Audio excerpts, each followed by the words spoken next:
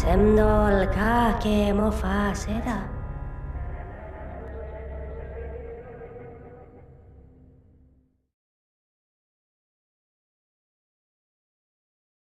Welcome to Talking in Stations, recorded live. I am your host, Matterall. Talking in Stations is a podcast about EVE Online, a sci-fi computer game played around the clock by people all over the world. Politics, sovereignty, trade, economics, conflict over a 14-year continuum, all created by players themselves. Today, we're going to explore the eastern part of the map, where the Drone Region Federation is at battle or war with the Guardians Coalition. And there was a huge fight there that almost reached 1 billion ISK, which is equivalent to months of war for other groups. But this was all in one battle, and that's what we're going to talk about today. But first, if you would like to support the show, please follow, subscribe, offer a bit or tip during the show. And if you're listening to the podcast, you can contribute through patreon.com/Matterall. On behalf of the team, I'd like to thank you for the continued support. All right. So today, we're going to talk to Manfred Sidious, who's an old name around EVE Online. He's an old player and a very, I suppose, decorated player, because he's been through a lot of things. And we'll get to know him a little bit and a lot of other people from DRF. And we'll just start with introductions in alphabetical order, starting with Caleb. Hey, I'm Caleb. I'm a station trader in EVE, and I am a writer for INM. Carneros? Good morning. I'm Carneros from the Bastion. Manfred Sidious? Hey, I'm Manfred Sidious. I run an alliance called Hooligans out in Drone Space. How you doing? Pfaffer? Hello, everybody. Forsetti, Vali? I'm Forsetti with Digital Vendetta, and we own space in Peregrine Falls. It's currently under contest. Opner Dresden. Hi, everybody. I'm Opner Dresden. I run Explicit Alliance. And finally, because she starts with a V, Vixen. Are you there, Vixen? Hi, I'm Vixen. I'm part of CLS and Bad Fellas Leadership. All right, great. Welcome, everyone, to the show. So a few days ago, there was a huge battle. Manfred, why don't you take us through it, since you clearly know the most about it. You were the lead FC for the DRF side of things. Darkness had killed the iHub in MTO about a week prior, and this reset the sovereignty indexes, allowing them to anchor a citadel and not have a long anchor time. So that way it would be very predictable when it would come online, and they could plan around that. They launched a Keepstar, which is the largest citadel in the game. It's a huge thing, and they had planned to use it to base from to stage their assault on drone regions based on some things that happened over the past few months, and we said no. And the things that happened in the past few months, what were those? Apparently, Test Alliance had a little campaign in Guardians of the Galaxy space, and they briefly staged from MTO, and Guardians of the Galaxy took offense that the drone regions would allow them to do this so. And so this is their way of paying back what they perceive as a slight. Okay, so you let Test stage in your territory, and this is payback for that. Yeah, that's basically it. That's the core reason behind it. All right, so do you want to take us through this battle? Because first of all, this was a huge battle, huge. And second of all, some really interesting things happened, and you guys won, which was not expected, actually. So when they anchored it only gave us 24 hours notice. At the time, the coalition wasn't deployed in various places. XIX, our Legion of Death, and Solar were staged in Emincia. The drone region alliances, we call ourselves DCU, we were staged kind of far away, and we'd been fighting on 2 fronts already, and this would be the 3rd front. So it was at that point that we decided we had to treat this very serious, and that the best chance to hamper an invasion or an assault on drones would be to kill the place in which they had planned and had plans in motion for staging from. Unfortunately, Legion of Death and Solar had their supers down south, away from ours, so that made it hard for us to field a supercap fleet against Guardian of the Galaxy, and we had a good indication they were bringing everything: Titans, supercarriers, dreads, you name it, the whole shebang. So with that in mind, and how many hit points a Cubestar has that you have to defeat, is where my strategy started to grow from. Yeah. Walk us through that strategy a bit. I thought that was very interesting. You wrote about it on Reddit r/Eve. So Cubestar has 108 million structure. It has a damage cap of 75,000 DPS. So you're talking about over 20 minutes of sustained maximum DPS to kill it. Cubestar fight is a very large target. It was posted on Reddit. Everybody knew about it. I knew everybody was going to come, which meant that it was going to have tie-dye, which, slows down the actions of players. Now, that wouldn't be such a big deal, but timers in game aren't affected by tie-dye. So while our actions are taking place slower, the Cubestar is ticking away, and you only have so long to kill it before it becomes fully online, and then you have to go through the whole process of going through its reinforcement cycles, which are really hard to do because a Cubestar is a well-defended structure. So I knew I couldn't use supers. It means I had capitals at my disposal and subcaps. I thought we could field a good amount of dreads, but with as many Titans and supers as I expected them to have, a just regular straight up slug match would leave my dreads dead in a moment's notice. I mean, Titans have AoEs and AoE Doomsday is called Bosuns, and they have lances that also do AoE damage. So it would be area of effect for people who don't know. Yeah, so it'd be easy for them to cut them down.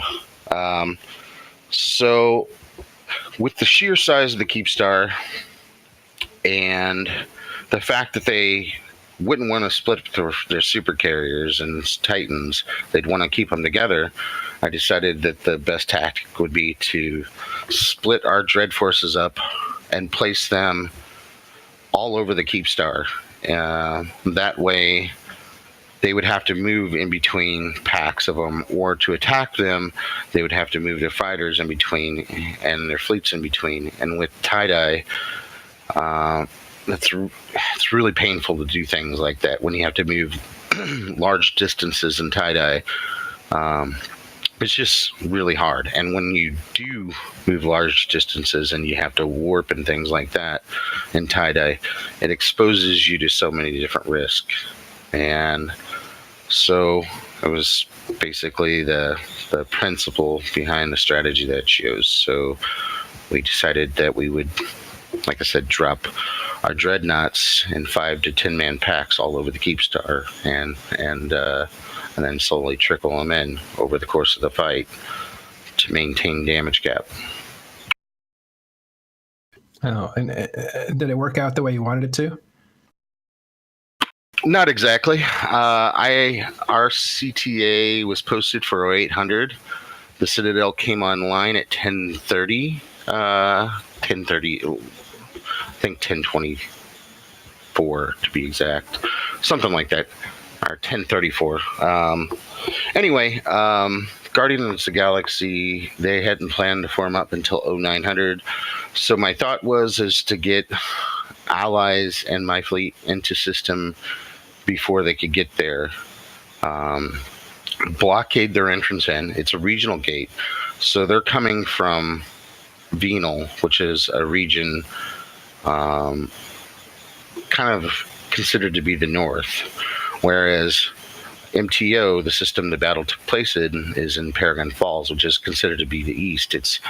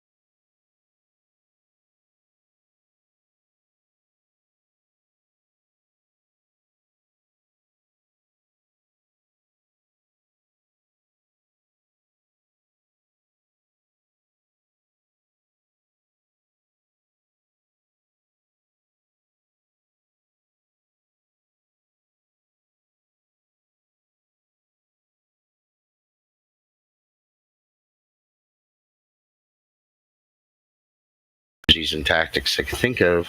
This was the best one that we could use, in my opinion, and most people agreed with me, or at least trusted in me. The change in mechanic to where Citadels keep damage after downtime actually ended up being a really huge thing for us in that strategy too. Last time I killed a Keepstar over a downtime timer, it did not do that. It repaired itself in between. I was fully expecting that. So we lost 20 dreads before downtime, and that made me feel really bad until we came back up and everyone was like, hey, it's still damaged. That was 1 second, guys, before we go any further. Have we been without sound this whole time? Because we'll actually need to start over if we have. Any way to know, McLeod?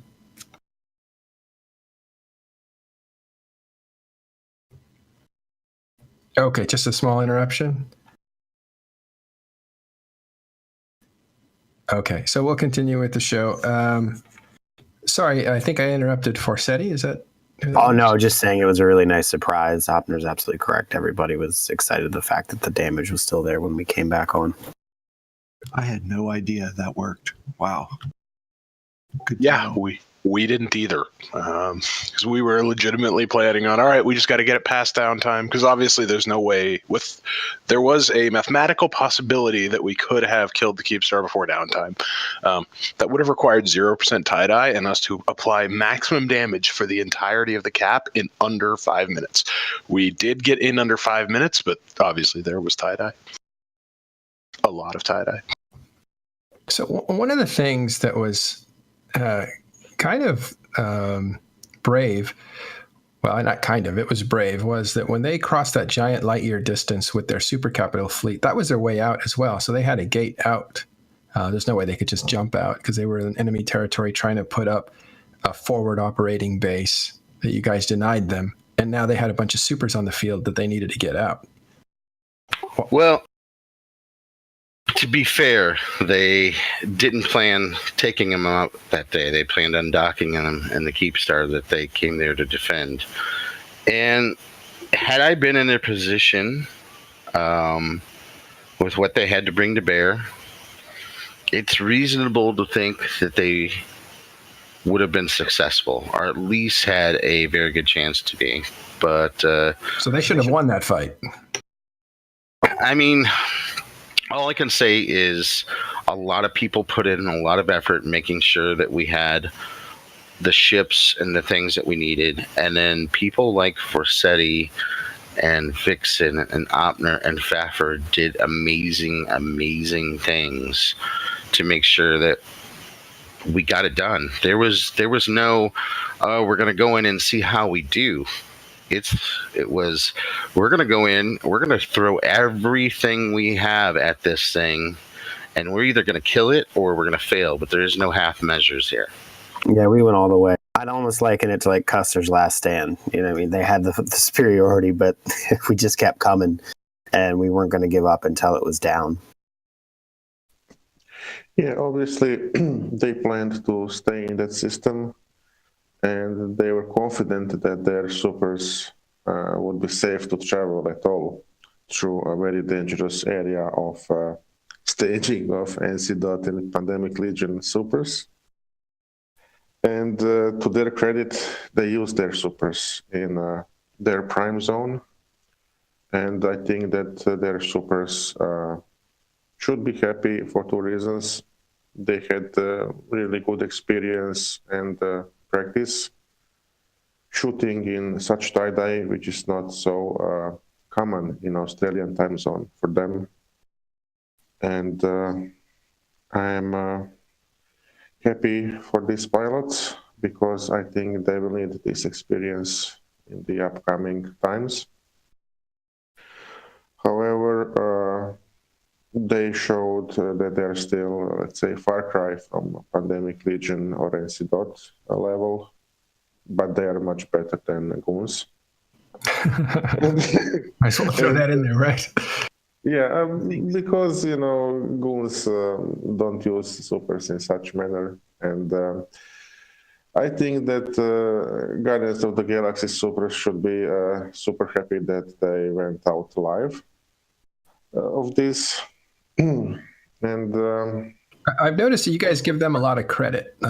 You have Manny has saying they fought like lions, they were brave, that sort of thing. Why is this a political or diplomatic move to say, look, you guys are brave, but you lost this fight? No, I don't think so at all. Personally, I think it's... Yeah, personally, I think it's the fact that it's an honored enemy. We love the fact that we took the fight. They fought hard. We fought hard. There was no trash talking in local. There was no, it was two groups coming together and having a battle. And you got to respect that. You got to respect that kind of fight, and you got to respect your enemies in that way. Neither side backed down. There was all go, no quit on both sides. They did not attempt to extract. Even when it was clear that we were going to get it down, they stayed in and fought to the very last moment. No, at the end of the fight, we were spent. I had personally been on field for 4.5 hours. I'd never taken my fleet off field. We repositioned a couple times, but all of us FCs, I mean, that's a long fight. You think to most fleet fights, and even half hour to an hour is a pretty long fleet fight.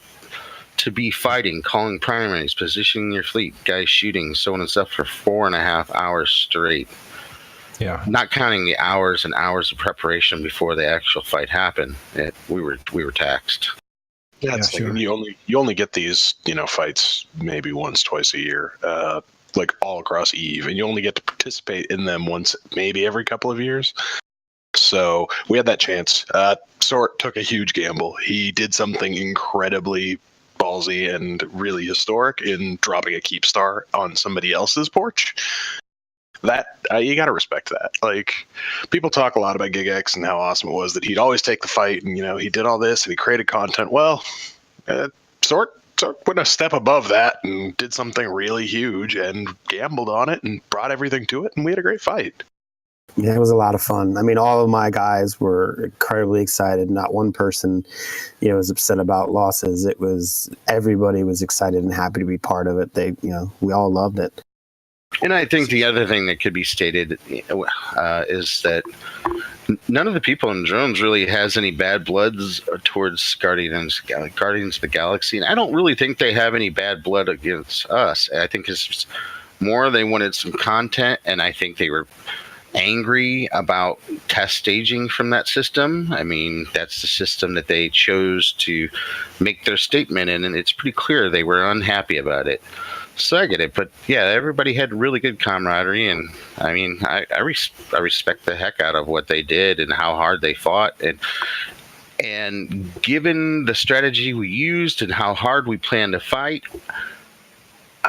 it was a very slim. I from the onset, when I talked to everybody, I told everybody that there's a very slim chance that we'll win here, and that everybody needs to take advantage of platinum insurance. Platinum insure everything, because it's going to die. And because I knew Sort was going to bring the heat, and boy, did he. Yeah, sure did. So you had a plan. The execution was good, and everybody here on the show today was a key part of that. Can we go through each person and you guys tell us what you did? Well, if I may, I think the first part, the biggest part, was a ton of leadership was in Vegas when this whole thing kind of started to play out. Including you, Forseti, right? Including me, absolutely. And, and I got back, I caught a cold from somewhere. And so, we were kind of running on almost zero energy. But when the call came out, when it went down, the logistics, the backbone of the coalition went into high gear, and they moved so much stuff, and we pushed so hard to get prepped for this fight. So, just beyond us and the FCs like Manny and Opner, the fact that the logistics came together, the line members came together to get this done is a big thing I wanted to point out. But, and then we can go from roles from there. Just to put it in perspective, we were staged 3 mids away. So that's 3 mids that Capitals had to do in a 20-hour period, along with moving line members' ships, putting fleet ups to move them, ensuring their security, arranging for Titan bridges. That's not counting all the jump freighters and things that had to move ships to the new staging points, get them on contract, get them on market, et cetera, et cetera, et cetera. It was I think that was really, really impressive that in 20 hours we were able to entirely rebase a coalition 3 mids away, all the ships that we would need, and a large swath of dreadnoughts.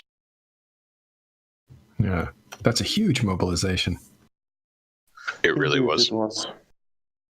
When we kind of get the news, most of the leadership instantly knew that we have to kill it.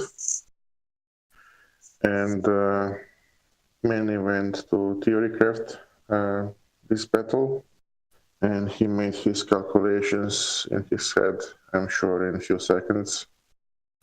And what is important here is to say that although these tactics of swarming the enemy is not new to the New Eden, There are a few things here that are unique so far. There are a few things that are unique so far, and that is the usage of the dread on pre-positioned positions around the Keepstar. They were basically keeping the DPS on the Keepstar. It was called Stalingrading, like Second World War. Stalingrading.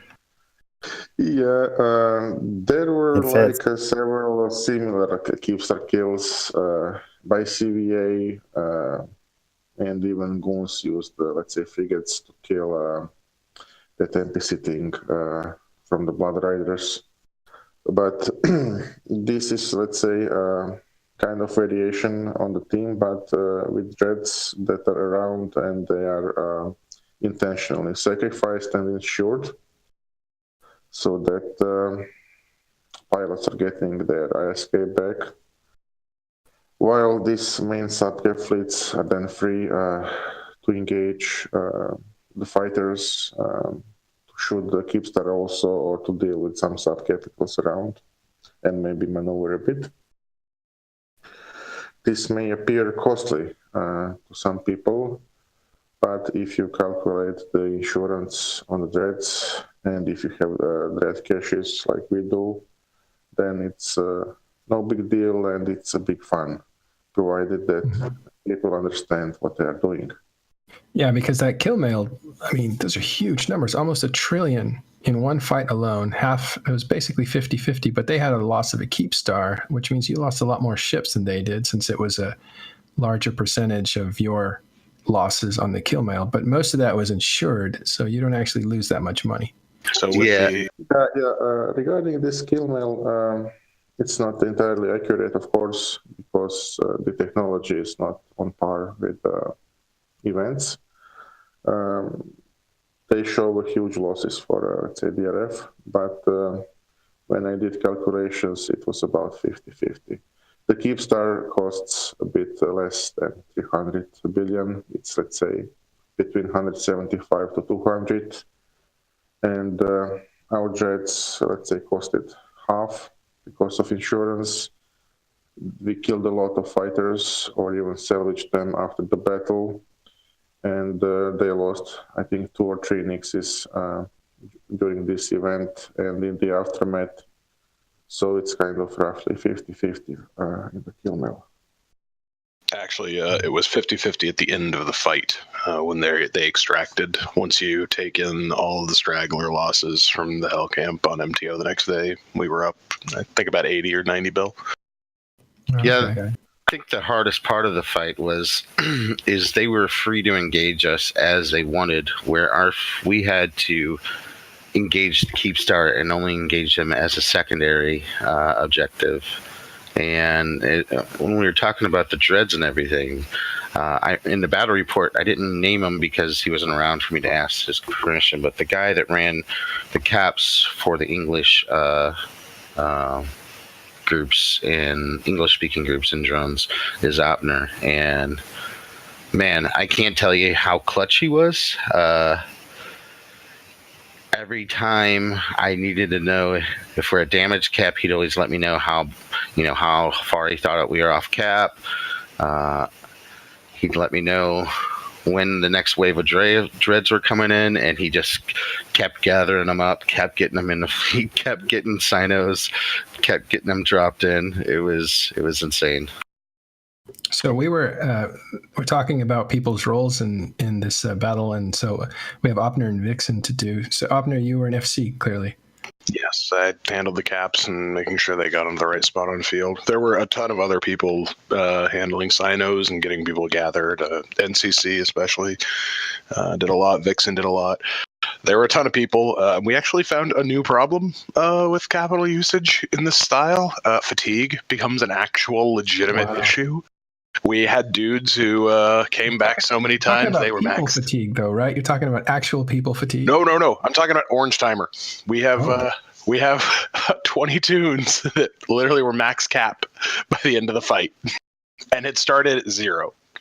That's how many times they jumped in, either by Titan Bridge or by Dread, and they just kept coming back, and there were no complaints from anybody. All it was, can I bring more? I had to kick 7 people out of a fleet to ensure they didn't jump supers to try to save from a mistake in the middle of the fight, because I was not going to put that loss on the board.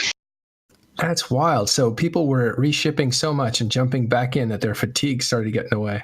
Yeah, and we still have guys capped out. Luckily the timers work out just well enough in tie-dye, and the fight was long enough that people were able to wait out that second to last one, which anyone who's moved caps really quickly or badly knows exactly how horrible that is. Well, so it wasn't human fatigue, it was game mechanic fatigue then. That's amazing. Go ahead, Vixen.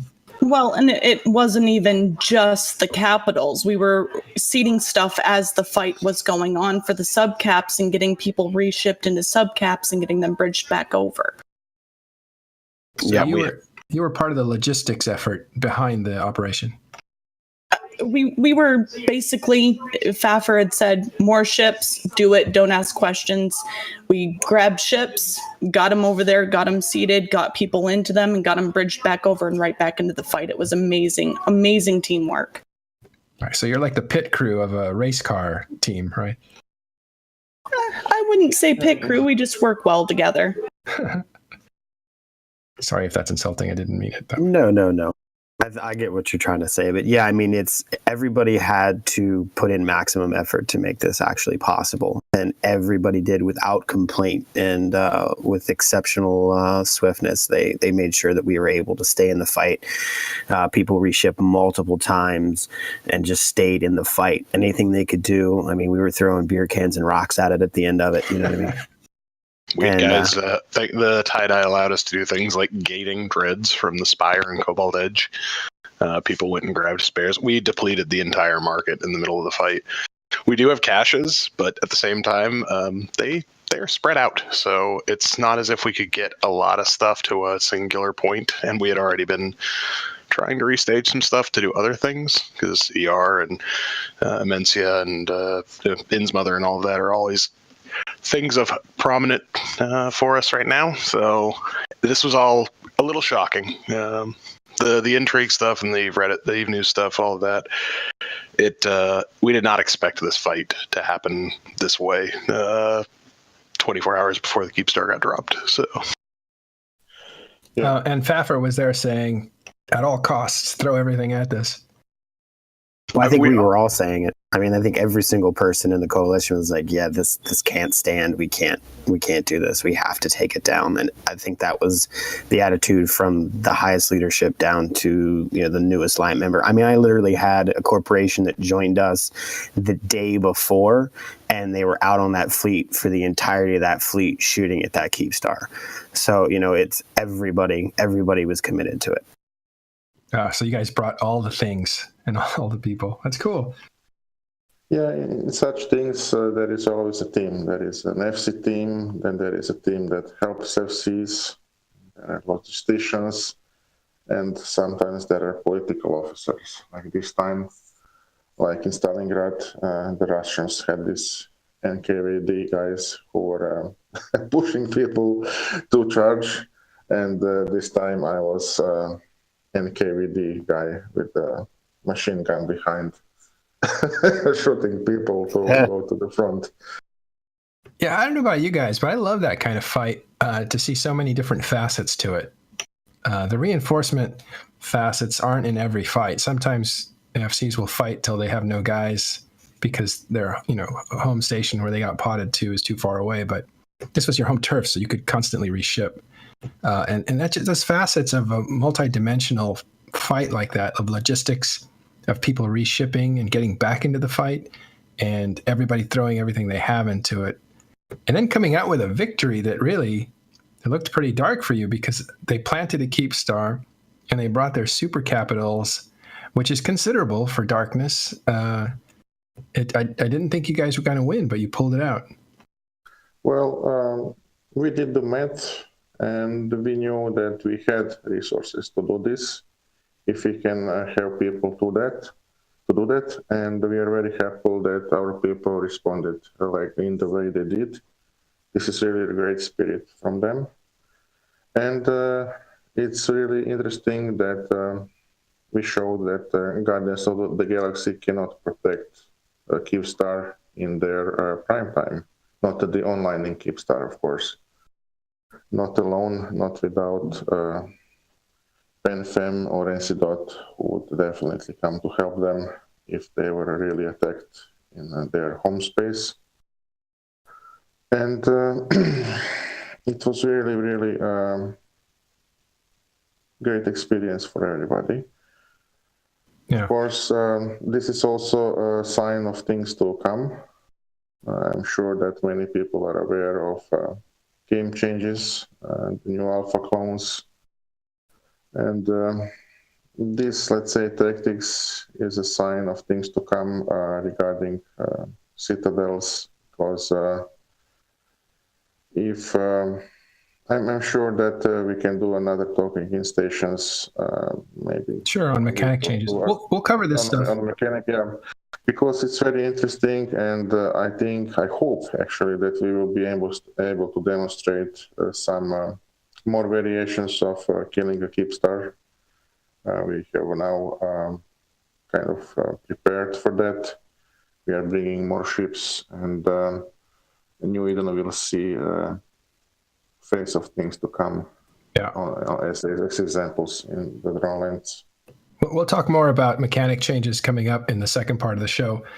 Just to wrap up here, just to get people caught up because we lost sound for a little bit, but this was a battle of, I guess, revenge or something by Guardians of the Galaxy, or basically Darkness and their crew, for DRF letting Test use a staging ground for Test's attack on Darkness not that long ago, a few months ago.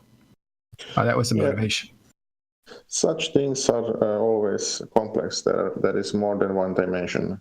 There is always a global dimension, and there is a personal dimension, then there is a coalition level. So at one level, yes, Test staging and attacking Guardians of the Galaxy and the North with unison with goons was not seen as something very nice. So I suppose I'd say this is an answer to that.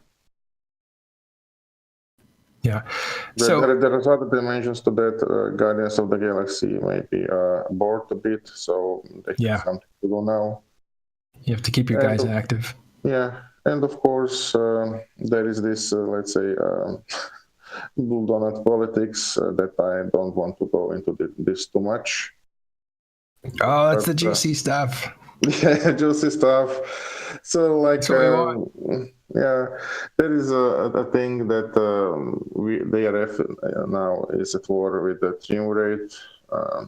Some people think that there is a danger of DRF siding too much with the Test, who are friends with goons, which is then a large swath of area suddenly turned against and flipped, which I don't think it is very much danger now, not at this moment.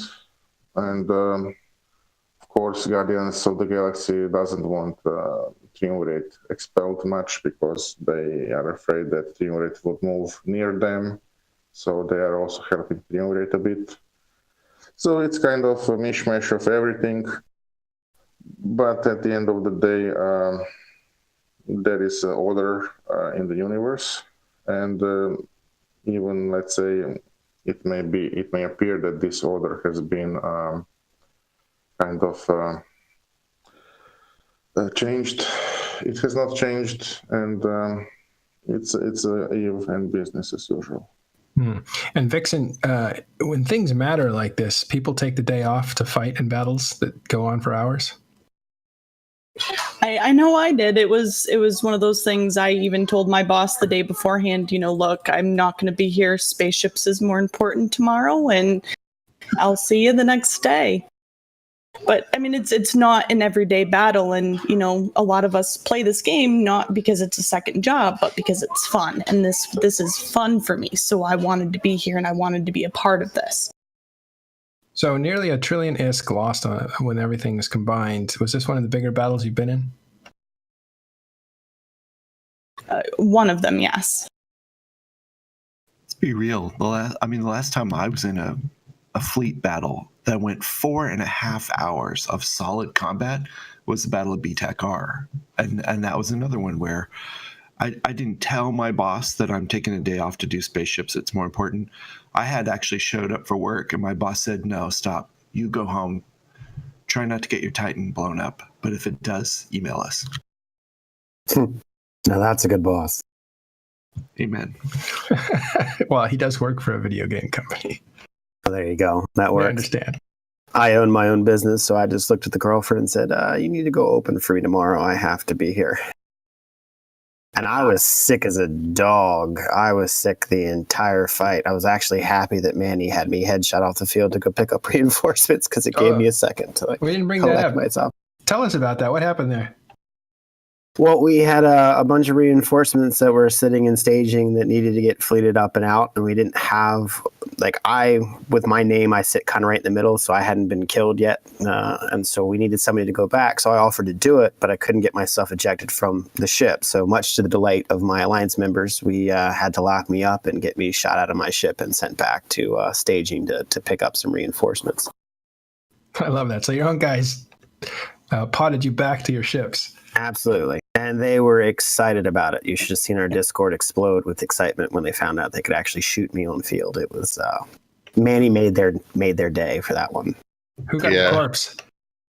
One of my guys got the corpse and promptly sold it to another Alliance member. I think $1 billion ISK was the price he got for it. So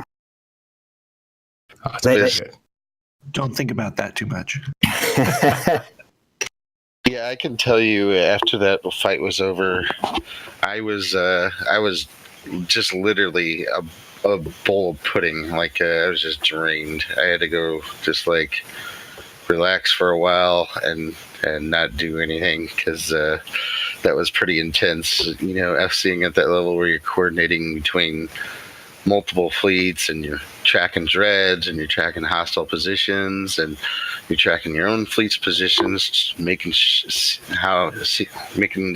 how your logi is doing and if you're trading well, if you're trading badly, repositioning, and then doing that for 4.5 hours straight, man. That was intense.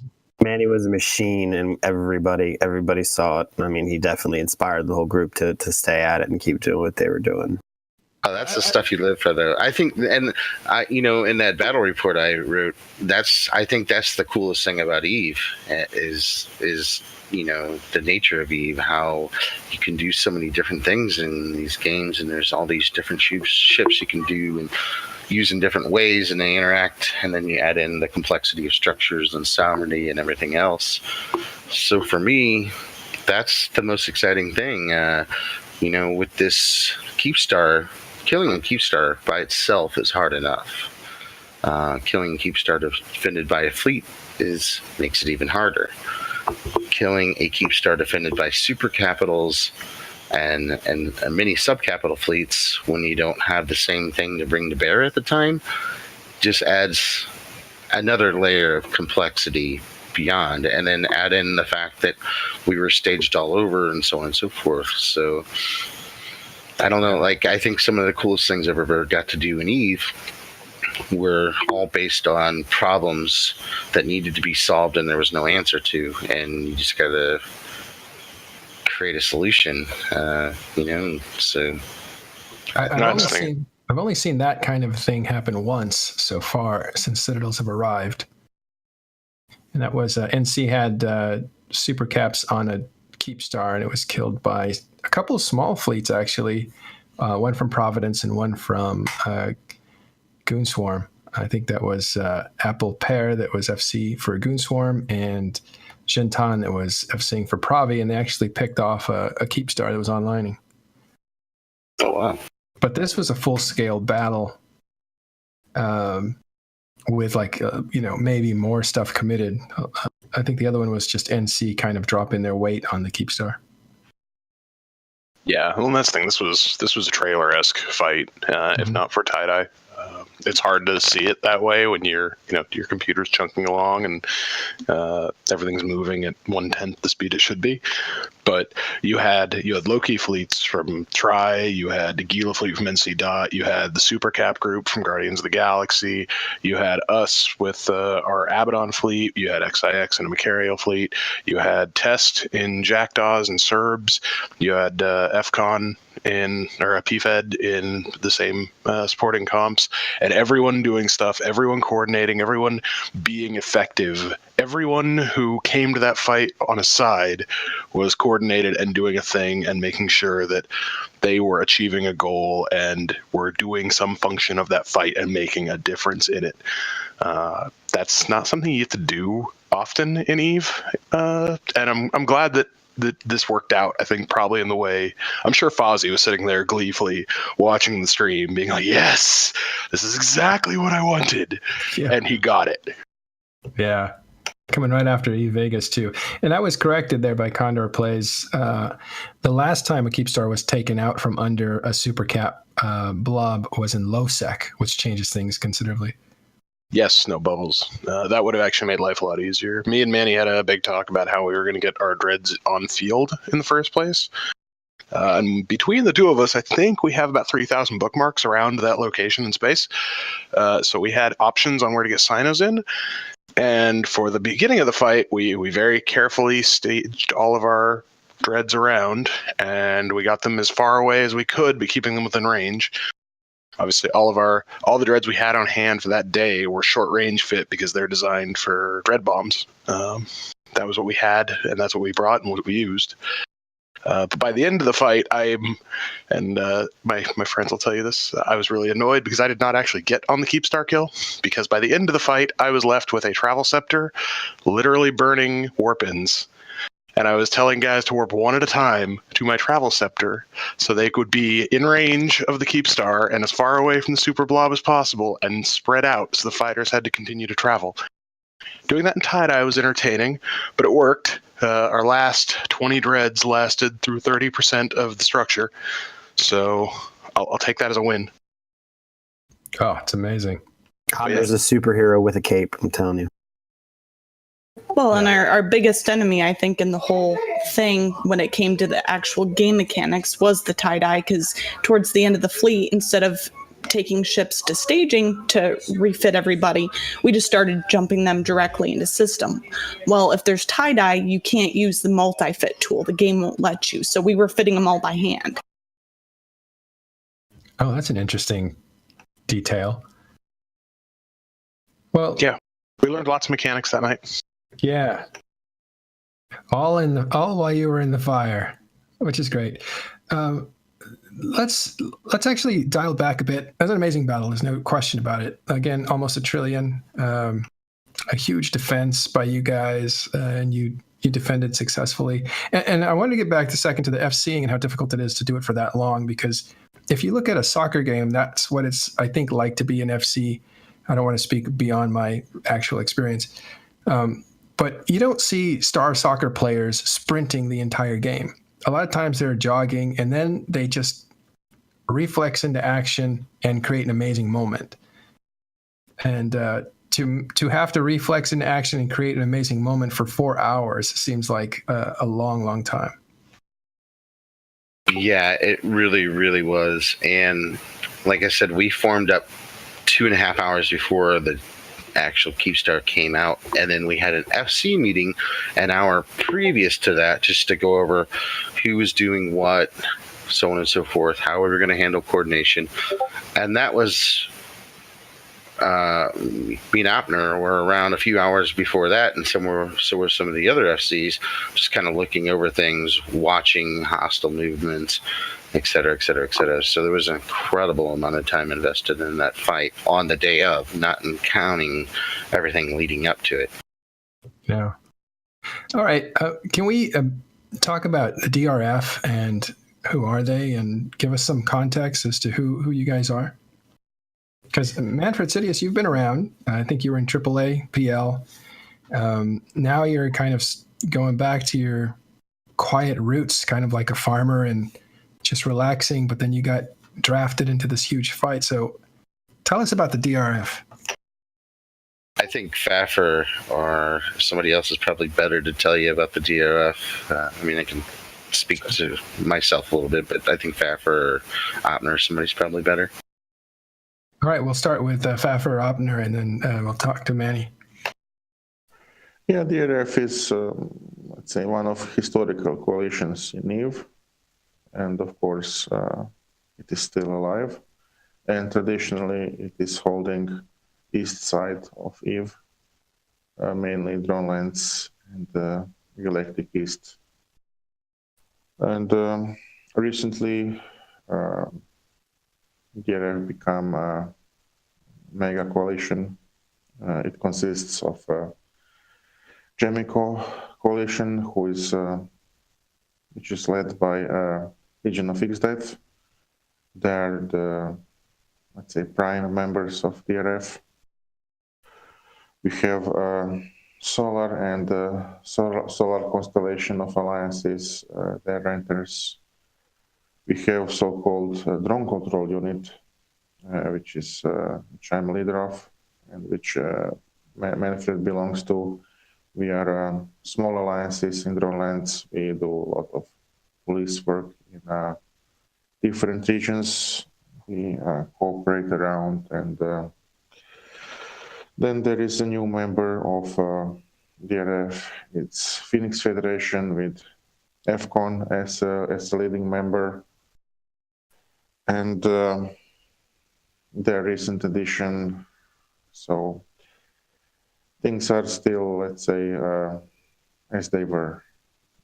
Goons are goons, Russians are Russians, PL is PL, NC. is NC.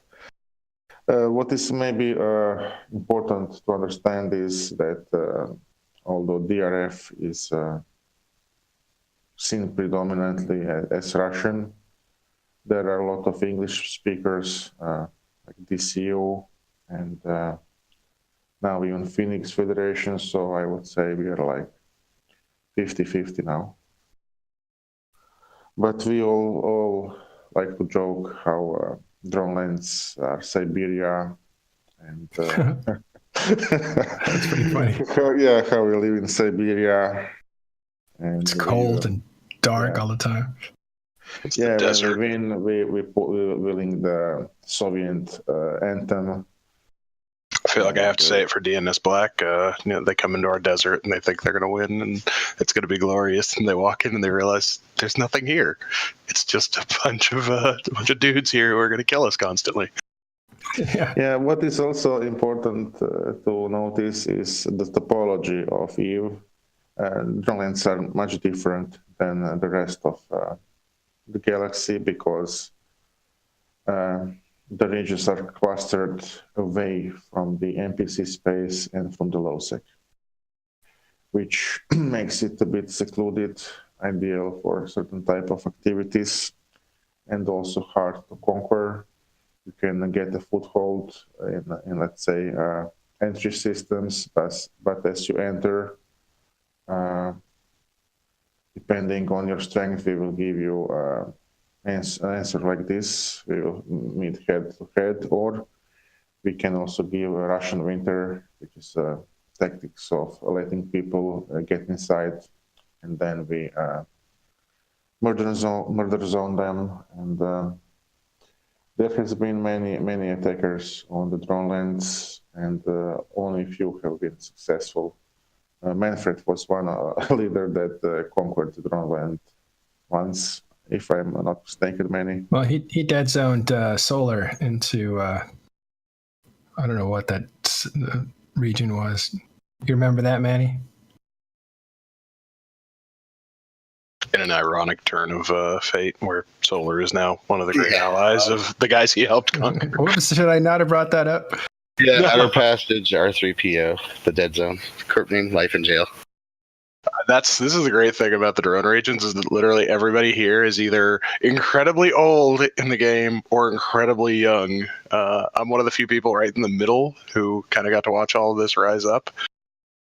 So I was not playing early enough to play with all of these really old stories, but I was just starting to get interested as all of them came to their conclusion, and then drones kind of went quiet for a lot of years, and I'm happy to be able to be back in it now that it's exciting and a little bit funner. It is also fun to talk with Russians when neither of you know each other's language. Then you use Google Translate, and Google Translate gives very fun results. So we kind of developed our own language.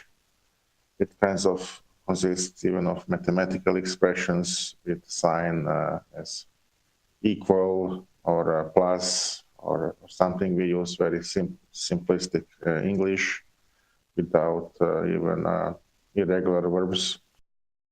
And it works a lot. It works greatly. It's actually very nice to have Solar on your side. They are really good PvPers. And like somebody said, there are a lot of heroes in this battle on the both sides. There is a format to this show that doesn't allow everybody to be present. For example, we don't have anybody from Test or FCON or Phoenix Federation. They came to MTO from far away, and I'm sure they had their own logistic dramas. And of course, they even had to travel to that far to the battle. So thank you for coming, and we now have ships for you, so you will be able to stage clones, etc. So interesting time ahead. Yeah. So who are your allies? This Test and FCON? Yeah, Solar. Basically, FCON is now part of DRF, and DRF cooperates with the Legacy Coalition that consists of Test and their alliances. Is Brave and Legacy still? They are, right? Yes. Yes, they are. Okay. We also have a few mercenaries on our side. We were making war against Numerate, who has also their allies and bad phones like Shadow Cartel, and PenFM members like NC.pl and recently Guardians of the Galaxy. Yeah, it's interesting. All right. Well, listen, great victory. It's to me, it's one of the great victories of EVE. I have to say, it was that kind of a defense with so much at stake and stuff. It really goes down as one of the great victories, at least in the last 6-7 years. Go ahead, Favor, and then we'll move on to. Yeah, I'm sure that Andy Groen would include that in the next 10 years if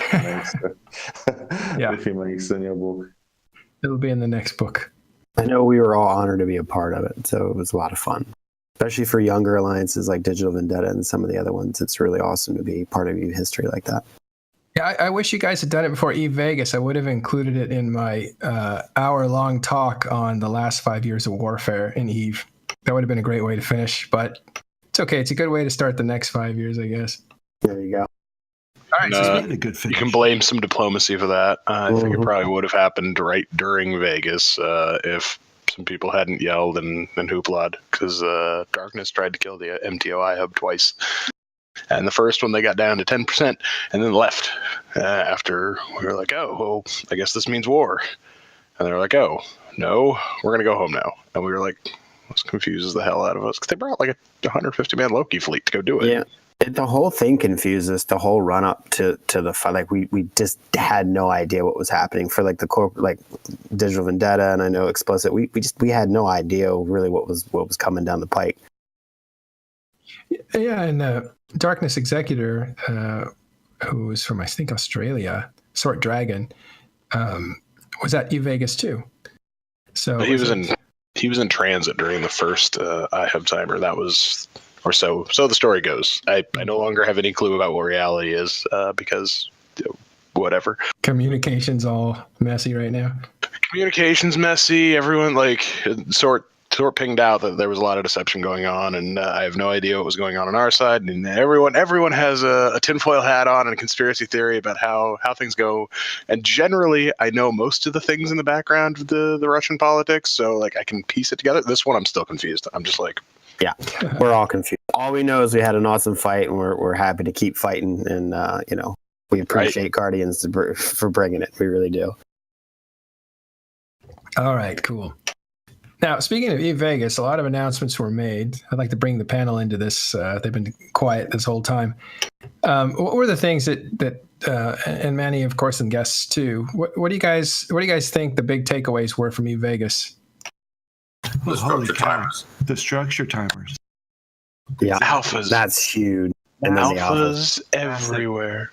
No void bombs. I think the no void bombs is a bigger game changer than anything else. Because that knocks out. I mean, what do void bombs work on? Well, they changed the possibilities for what kind of fleet comps you can bring to attack these structures. Well, it depends a lot on the how powerful the burst projector weapons are and what classes of structures are going to use them. True. So that's if it's just being replaced by a more active combat system, which I'm perfectly happy with because I've seen how many people are really bad at using the pick a point in space weapon interface. Yeah.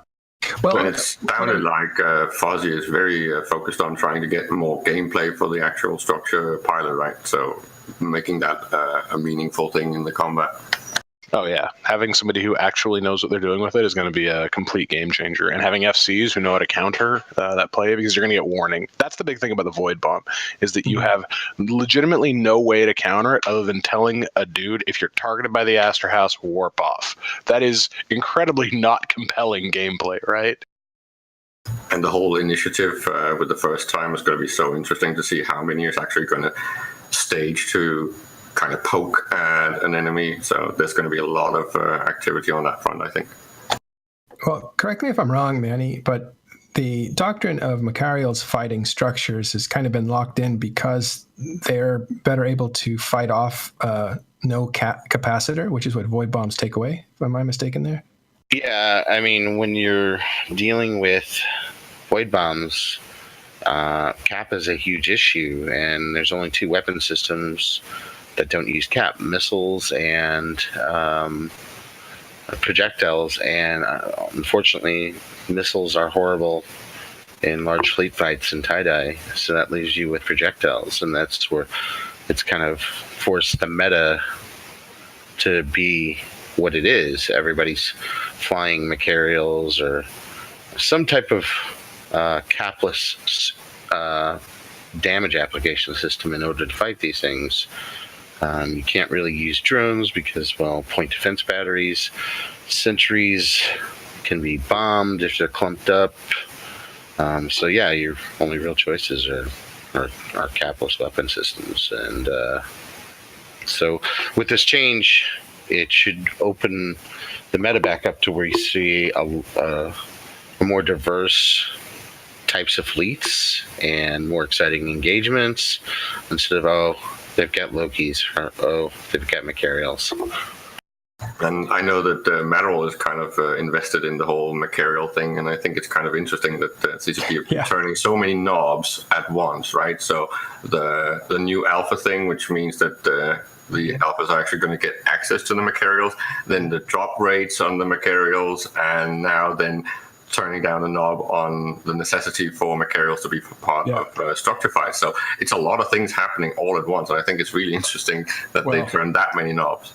I don't like this knob, though, because Machariels are going to go down in price. I think the demand... No, because the demand is going to get increased because of the utility on alphas, right? So there's a up and down on the same changes, right? Well, we'll see how effective it is. The fitting skills are going to be exceptionally hard on Machariel pilots for alpha players. Yeah, but isn't it the PLs doctrine that pretty much fits exactly with what the new alphas are going to demand. So that's a huge thing. Not fitting wise. That's the thing. They can't fit the entire thing. Already, everyone's fit that uses meta guns is incredibly tight. That's why they use the meta guns. And I just think that I think it was a partner that said that it was pretty much dead on and it would fit almost perfectly. I mean, we don't have the final list of everything, but it should be fairly close. And I still think a lot of people are missing this. There's a lot of fitting skills you just can't put on an alpha. So, like, if you aren't weapons upgrades 5 and advanced weapon upgrades 5, you don't fit a Machariel with, like, at least the tri-fit. Maybe PL has a softer fit, but I doubt it. I think it was soft enough to just barely reach it. Might need 1 or 2 things scaled down, but otherwise, Apotny said that it would actually fit. Yeah, I don't know. That's dangerous, but at the same time, I mean, maybe the Machariel needs an actual nerf instead of this bright costing. Well, hopefully the price goes up. That's all I care about because I have a bunch in stock I need to unload. But what do you guys think of the overall?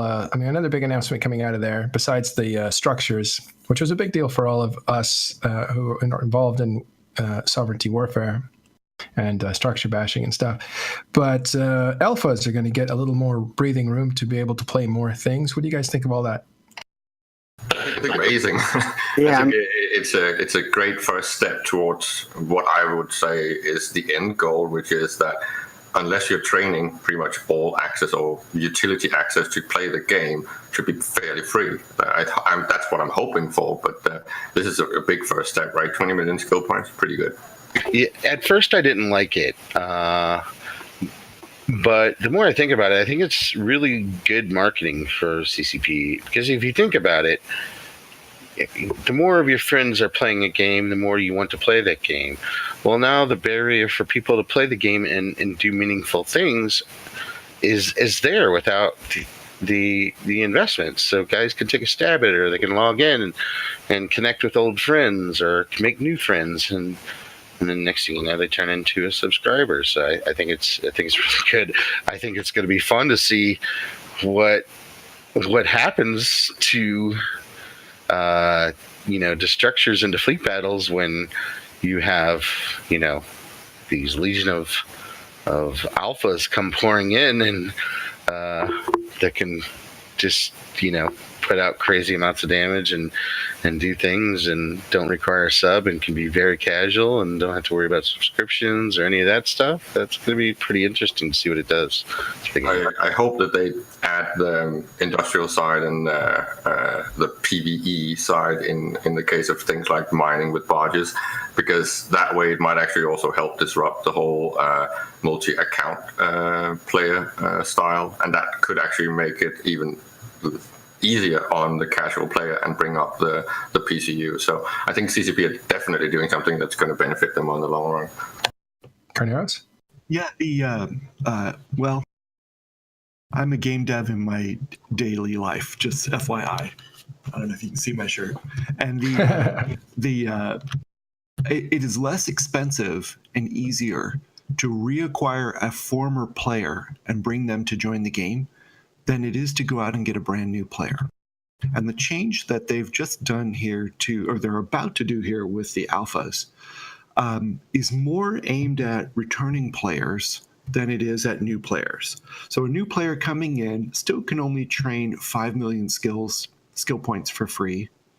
They can train them across a much broader choice of skills than they could before. They could pick any race. They can go much deeper in towards battleships, etc. But the main benefit is for someone who's coming back, has a lot of skills, and can now actually use them in a fleet battle on the fly. They might have to tweak a few fits. They might have to turn a couple modules off. But if you're desperate for every Machariel for a big fight, the fact that they've got a couple things subbed out is not a big deal. Take them. Carneros, what's your take on the whole thing with standing-based boosts and how that could play into all this with alphas? Because I'm just seeing it as a huge opportunity that could change up the game a little bit and make it a little bit more chaotic and specialized differences. What I think is going to be more emotionally compelling to get a returning player to actually come back, commit to playing again, commit to logging in a second time, and hopefully commit to an Omega lifestyle, is that they'll get pulled into a fleet battle and remember the things that they really liked about playing EVE as a team with their guys. That's what I think is going to be more compelling. That's, I think, the use case that they're picturing in their minds when CCP makes this change. But doesn't it also lower the cost of the new player, really, in the long run? Because this is a lot. It adds value to any activity for alphas, right? On the actual gameplay. So doesn't that lower the cost to get a new player to actually be retained?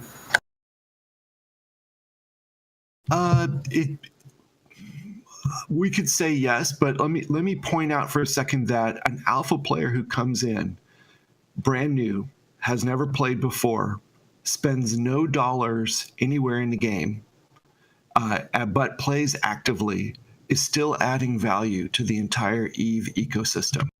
That is a positive thing, and we want those people too. Yeah, but his value is going to be boosted from this, because you're basically moving value onto active gameplay with things like the moon drilling, and basically it looks like CCP are moving way more into active gameplay being rewarded, and that's going to be so much more beneficial to things like alpha accounts and new players, that they feel that they are actually making a difference in the game and they're getting some value for their active game time, right? It should shift it into labor.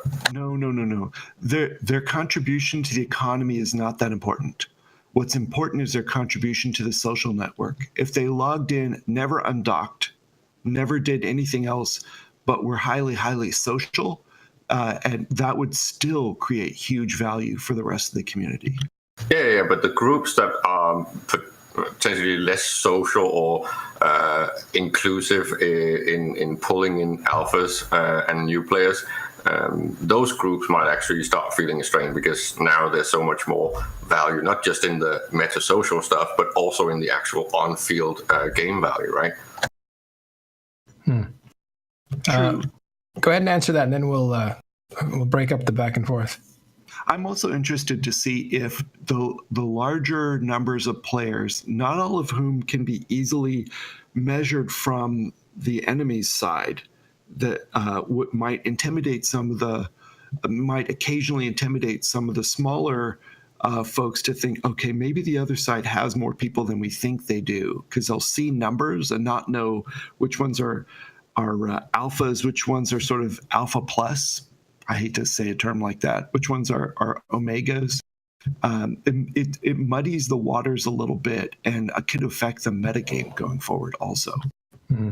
So, Manfred, what do you think of the new alpha skill point limit being raised to 20 million? I'll assume he fell asleep. No, I like it. I'm sorry, I was using the wrong push to talk. I like it a lot. I think it's going to be really cool that a lot of people that I know that don't necessarily have the time to play a lot and can't really, justify maintaining the subscription will be able to log in and hang out with their friends and, kind of keep up with us and do things with us. And I think, in the past week with this Keepstar battle, everybody's kind of brought up, the towers into the Astor House, and there's a couple small fleets that took down a Keepstar and Lowsec, and then we did this thing in drones with a Keepstar. Imagine what you could do with a couple fleets of alphas. And And as Carneros was hinting at, and I would like to ask Manny this, what do you think it's going to mean for all the metagame, the old players that might be on hiatus or kind of having shelved it because of real life stuff? How many of those do you think casually will be pulled back and start maybe at least in part take an effort and do stuff in the metagame and the politics? Quite a few, I was in PL for many years, and I kind of lost a lot of friends. They just didn't have the time to be active or as PL requires or live the nomadic lifestyle like PL does. And that's part of the reason why I, came out the drones and playing with my friends again in a little bit more casual environment, and talking with some of my friends that would like to play, but they just don't have a whole lot of time to commit, and they can't justify the subscription. This sounds appetizing to them to be able to, hop on the occasional fight or the occasional fleet and do something and so on and so forth. And I think a few of them, like you had, someone else had alluded to earlier, when they do that, they'll remember, oh man, I remember why I like this game. And I think it's going to pay dividends for everybody to bring players back and to bring players in. And I think it's really smart on CCP's side. And I think some of these alphas are going to be able to do some pretty amazing things. I can foresee Spectre Fleet, groups like Spectre Fleet, having a windfall on this. Very casual, organization like Spectre Fleet is, that can just put out fleets and be like, hey, alphas, Saturday we're doing this, and it's going to be alpha friendly ships, and we're going to go and pack big battles, and it doesn't cost you anything. Come have a blast. Yeah, so that's nice for players whose lives have changed, right? Because people grow older with this game, to be able to have to not have that subscription pressure on top of you. You can still get some content every once in a while when you need it, without a pressure of like, I've got to play the game because I'm paying for it. But Faffer, we'll give you the last word on this area, and then we'll move on. Yeah, so what is visible from public sources is that these alpha changes are beneficial compromise to everybody, to veterans and the new players, and to people that have no time to invest in rating or have no money for subscriptions. However, it is also beneficial to CCP because it will entice the flex and injector economy for them, giving them some cash, because this cluster needs to be paid for and developers needs to get their salaries. And also, what is important to understand is that these alpha changes seems to be in conjunction with some sort of released restrictions on the structures. It will be much easier to kill Citadel in the future, and we will definitely see a lot of content around that. Right. And to segue, right, it ties very well into things like player meetups, right? Because the more players are casually involved in EVE, the more likely they are to actually join the EVE meetups. And it is well known that at many of the events, players are showing up that are actually not playing anymore. Yeah. Well, that's true. Let's move on, though, to something that you guys are going to be familiar with, especially in the drone regions, and that is the conversion to faction Fortizars, the outpost conversion to faction Fortizars. Do you guys Didn't that get pushed out until late this year or early first quarter? Early next year, yeah. Yeah, I think it's early next year that's going to come out. But also the moon mineral remapping. You guys, DRF owns a giant swath of territory, so you guys will probably benefit pretty well by the odds, right? We'll see. It's all going to be down to an investment of labor, right? And it looks like everyone's getting a little bit of a benefit and a little bit of a nerf back. So I'd say that the big thing is still changing your game style. That's going to be the challenge for everyone. Yeah, I think the new system really benefits, or is really going to be a dynamic more than the current one, because you're going to have the random distribution first, and then layered on top of that, you have that people have to actually be able to hold the space and actively mine it. It's not just the structure living. You have to actually be able to keep the dudes getting your resources to stay alive. And then on top of that, you have the control systems, the way, like goons especially are really good at keeping their resources internal. Groups like DRF, not so much. That's not really our way of playstyle. Yeah, then if you consider who's actually kind of pushing some of these changes in CCP, I think that internal lifestyle that goons have been used to might actually be challenged a little bit because, as mentioned before, people like Nawal has some very strange ideas when it comes to messing up the macroeconomics in EVE, and it's going to be very exciting times ahead, I think. Strange in a good way, right? Oh yeah. It's many small things, but when you start adding them all together, they're gonna have huge impacts. Of course, I'm very biased, being of the investor class, but things like the contract system getting an overhaul soonish. I think it's going to be in that thing with structures that was quality of life additions, and we're going to most likely get things like a loan contract, and that's just step one to so many things that could happen and mix things up a lot. Things like player-to-player billing to handle things like rental stuff, and to bill active miners with the ledger. There's so many possibilities opening up. Yeah. So let's go Fafnir, then Manny. Yeah, so these changes about moon mining are removing one more source of passive income from the game. Now we will have only rentals, injector farming, and the BPO coping. So it also favors organized entities with, let's say, local capital and super capital superiority, because these are the people that will be able to protect the moon mining. Because in areas like low-sec and let's say the proximity null-sec, it will be much harder for these miners to mine. There will be a lot of spies who would schedule a drop on the mining fleet, etc. So it will be a very dynamic thing to actually exploit the new moon mining. Of course, all of these organized entities will have to rescan everything. Even the PvPers that hunt the miners will have to rescan everything, because they want to know where the prey will be. There will be a lot of reconsolidation. There will be new rental models for renting the moons.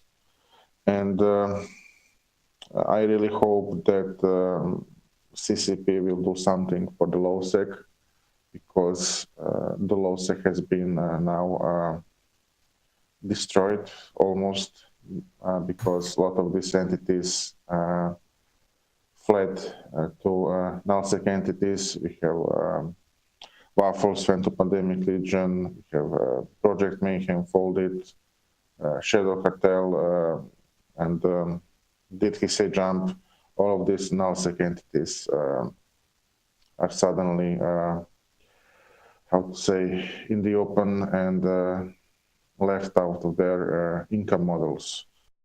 I think low-sec might actually get a boost from this. I could be wrong, but I see this as an opportunity for casual gameplay taking over some of the stuff regarding alchemy. So the whole thing with monopolized high-end moon materials might actually be taken over from low-sec, especially if the randomization, especially with things like the bonus roids, if that happens, maybe low-sec is actually getting a boost. It's not going to be obvious initially, but it's going to take over a lot of the alchemy stuff and the casual supply and disruption of monopolizing entities.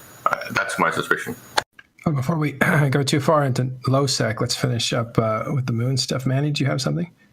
I really like this this new active-based gameplay with it. with the new changes. I've always been a fan of the idea that reward should match the risk. And I also like the idea of bottom-up income for entities versus top-down. I think it'll promote more teamwork, and I think it's really good for the game overall. I think it's going to be hard for LowSec, so I think in some ways it is a boost for nullsec. I'm just really excited, but one of the things, like I said, I'm most excited about is the reward matching the risks. Now the average player is going to be able to go out there and make really high quality amounts of risk, but there's going to be a lot of risk there to do it, and I think that's a healthy thing for EVE. It's also going to be about the balance point, right? Where the price versus staging is going to land, right? How much are you going to need to invest to kill a drilling platform, and how much is that going to be based on politics or just funds and giggles? Because I think those points are the important ones, and the same with where Tech2 cost is going to land, and I suspect it's going to be in 200 to 300% of what it was in the past. I like what. Go ahead, Manny. I think that's great if that's the case. Back in the day when Tech2 items used to be more, you could make a living from PvPing, like a pretty good living from PvPing, just by looting the people that you killed. I can remember that's how I used to support myself way back in the day. It's by looting. You kill somebody like a recon and have a covert ops cloak. Wow, you just made like 80 million ISK. That's a big deal back when 90-day GTCs were 350 million ISK. It's also why I'm going to shake Nagual if I see him at Amsterdam and demand that he adds something like player-to-player billing, so those whole Moondrill platforms will be worth something. So Nagual is CCP Nagual, one of the newest game designers. Awesome guy. Super awesome.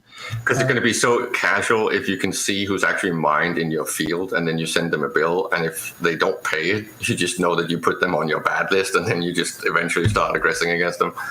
Well, I like Corvinex's suggestion here. You can't wait to see mercenary mining groups. That sounds good. Exactly, and that's going to be a payment thing of cost effectivity from your operations. How much can you then siphon or pay to mercs to actually help you have your operation running, especially in places like LowSec. I think LowSec is going to get a boost from this.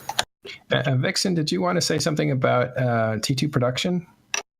Yeah, I think that with some of the changes, a lot of corps that are older that have the T2 BPOs, they hold a lot of the power when it comes to the markets. And I think that with this going to happen, it's going to put the power back towards the members and not the older corps that have these assets to kind of, I think it'll even out the infrastructure a little bit better. Sorry, I can't see how Tech2 BPOs are going to be a huge benefit in this scenario, because it's just going to add the value to invention. So it's actually going to diminish the value of BPOs. Yeah, that's what she's saying, that it's shifting that away from guys that have that long-term investment and to a newer class of player. It makes invention more worthwhile to get into. That's been a big thing that stopped, like I've advised a lot of guys who are like, oh, I can get into invention, right? I'm like, well, yeah, but then you're subject to the market on Moongoo, right? You have no way of getting access to it. Now they do. And this is the big thing that I think a lot of people forget, is that we all think of moon mining as, well, we're going to go take our Rourke fleet out, we're going to mow this thing down, and we're going to have schedules set up, and it's going to be a big industrial operation. It's like, well, that's not generally how a lot of indie works. Most indie is a dude, or mining at least, is a dude logging on with a bunch of alts and being like, oh, I'm going to go mine for a couple of hours, right? And that's going to be a thing that still happens. And in LowSec, that's a more legitimate thing. And maybe it'll be venture fleets. Maybe it'll be coveters. You know, it'll be what it needs to be to make it economical. And you can get really cheap with that. And with porpoises as your boosters, yeah, maybe you're not maximizing that ISK, but if you get a jackpot burst, if you get blue fire on the fracking, awesome. You're feeling good about that. And if I'm not mistaken, with this new thing coming in and they adding it to HiSec as well, I do think that they might actually be nerfing anomalies at some point in the future, very soon. I really hope not. I think Ore anomalies especially give a really good, consistent way to buff the value of nullsec in a way that makes it worthwhile to get for more casual players. Yeah, but you can recycle them infinitely, whereas this is not. This is more in the hands and the control of the players, and not necessarily sensitive to how much you can just reset an anomaly.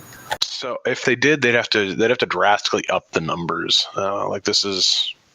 We did the math on it, and it would take something. It would be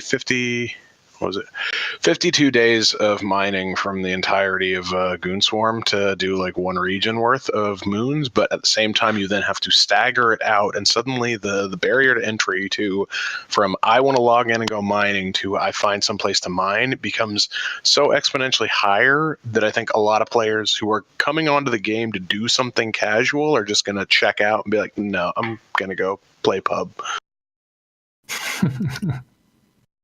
Pub. All right.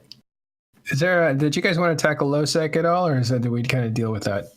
One thing about LowSec that I'll mention is every time people talk about reviving LowSec, they're always talking about the predator point of view. I think I brought this up before. Not really ever talking about what's it take. What do we do to lower the bar for Empire dwellers or HiSec dwellers to kind of want to tinker in LowSec to kind of bring them into the pond? I think the moon changes are exactly what you want for that. Like I said, taking a venture out to a high-end moon and paying somebody a little ISK for it is going to be, I think you're going to see groups that are encouraging that. I think you're going to see a rental system in LowSec from some of the larger entities after the shakeup. We're talking 3 months, 6 months down the road when everyone feels a little more secure about knowing who's in their space and going to drop on them. Yeah, and I think it's actually a bonus to Carneros. You're right after me to let. People use it in 0.5 systems, because now you can use it with security and Empire space. I'm talking about the refinery and mining. Even though you don't get moon minerals, you'll get minerals. Just to get into the practice of owning a structure that's actually doing mining, and that might be a bridge into making you go into a 0.4 system or a 0.3 system. And remember that it's standing sensitive, right? Because Larrikin said that they're going to cram up the whole thing with NPCs actually aggressing against player-owned structures. Oh, cool. Carneros? No, I was just going to say I agree. That's how I can see the path that some HiSec folks will venture into LowSec and try some things that way. I'm sorry I took that point. My favorite part of the 0.5 moon mining system is that now there will be a legitimate reason for a HiSec war deck that will actually produce some content that somebody wants to fight over. There will be people who legitimately want to go grab a moon because it is a valuable thing. It is in HiSec, and you will actually use the Concord war deck mechanics in a way that people are going to fight over for something of actual value, and not, I'm going to throw a Poco here that might pay for itself in 2 years. All right. Well, let's start with Vixen. Is there? Do you have any last thoughts on the stuff that's coming up? I just appreciate about, I should say. I think that the rebalancing of the moon stuff is going to be good for the game, because it's going to get the average player more involved versus the larger older corporations that do have those assets. Like Opner had said, it's gonna rebalance everything. I look forward to it. You're cool. Any last thoughts for SETI? Sorry, I phrased that so badly. I mean, what are you excited about in the next 6 months? Well, I mean, other than, fighting our way through the Darkness Incursion, I think, we're excited. We're a younger organization with Digital Vendetta, and we've kind of been, fostering that to grow and to learn and to build the game. And we're excited to see the changes, because that gives us more opportunity to get involved, and it gives my guys more opportunity to get involved. So I like everything I'm seeing, and I think it'll have a very positive impact on the game. Cool. Faffer, what are you happy about? Well, I'm happy that there is a change, because changes are needed sometimes to shake up the things. So we all love this game. This is our hobby, and I would hate it to see it go down. but hopefully there will be changes even in the future, so there will be always something new to do. I should have started with, do you ever get happy? Because you always have the same emotion. No, you're always so calm. I'm more like a chess player. I'm constantly worried, thoughtful. I'm never really happy. Yeah. Are you a Russian chess player? No, I'm Croatian chess player. That's right. So, Manfred Sidious, it's good to see you back, I have to say, in EVE Online, because you're kind of a legendary figure. Not even kind of. You're a legendary figure. Has been through a huge amount of high-stakes battles. This latest one was no exception. It's huge and important. How do you feel being kind of retired in, and I don't mean retired, but I mean like kind of out of the mainstream groups and kind of doing your own thing? I like it. I like it a lot. I kind of ran out of World War B. Fade region was the only region I hadn't conquered in nullsec. That was the last one to cross off the list. I think I've done about almost everything you can do. I kind of ran out of goals to meet, and it came down to I just wanted to play with my friends and have fun, and I wasn't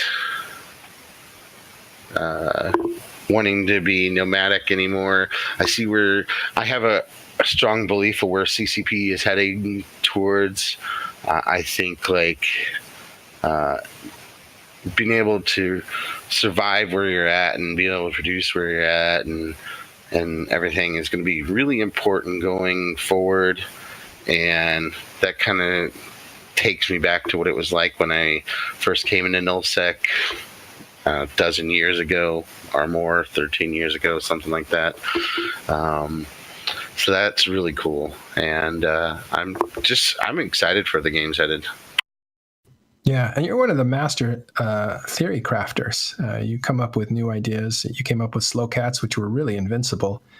Does all the balance changes kind of get you excited? Oh yeah, I love it when they shake up things, because then, well, everybody needs to learn what's good again, and maybe something that wasn't good before can be used in some way that you didn't think it could be used. It's like that battle report I posted. The title was "Impossible Problems Create Improbable Solutions." Slow cats, you mentioned. At the time, the CFC was using a doctrine called Alpha Fleet. It was maelstroms, and they could put a ton of these things in fleet and Alpha through any battleship platform out there. Well, I needed something that could fight that could withstand the Alpha and still put out damage and be able to repair each other. And that's what led me to slow cats. And so anytime CCP changes things up, it creates new opportunities for that. And so that's my favorite part of the game. It's just exciting. Right. So for those of you that missed EVE Vegas, it's on video on Twitch for CCP. There's a lot of big announcements that came out of there. You'll probably want to hear them from CCP themselves or read newspapers about the analysis. There was also a lot of great speakers that were from the player base, including Mike Azariah. I spoke on the last 5 years of war. You can catch that. We'll put it in our Discord. Again, you can find it there. And that is Talking in Stations Discord. I'll put that in the, if somebody can, or I'll put it in the chat here. But catch up on this stuff because things are changing. It's pretty dramatic. There's a lot of activity and a lot of turmoil, like mechanical turmoil, which puts people into what Manny just said, a creative process on how to solve problems. It's going to be very interesting. So, and you said 6 months out, right? That means that we might actually get to see Nova as well. So the cross-pollination from Nova and Valkyrie might eventually hit, and that's really exciting, at least for me, the whole thing of expanding the brands. Sure. So McLeod, take us through the thank yous. Sorry, I can. Carneros. Let me just thank the new followers who are following us today. Much appreciated, guys. Also, special thank you to Warpstone, who subscribed for 10 months in a row. Thank you. And a thank you to Looney Fooker, who tipped us $4.20. Wonder why that amount. I wonder. Thank you for the support, guys. It means a lot to us. Yeah. Thanks, everybody, for coming today. Really appreciate it. We had Drone Region Federation with us, including Manfred Sidious, who's been in AAA and PL before that. It was an interesting show on the eve, actually, post-battle, a huge battle that happened in the Drone Region area. And nearly 1 trillion ISK lost in that battle. That is huge by any measure, any time in the history of this game. So thanks very much, guys. That's it for this today, and we will see you next week on Talking in Stations. Bye-bye. Thanks for having us. Bye. Yeah, thanks.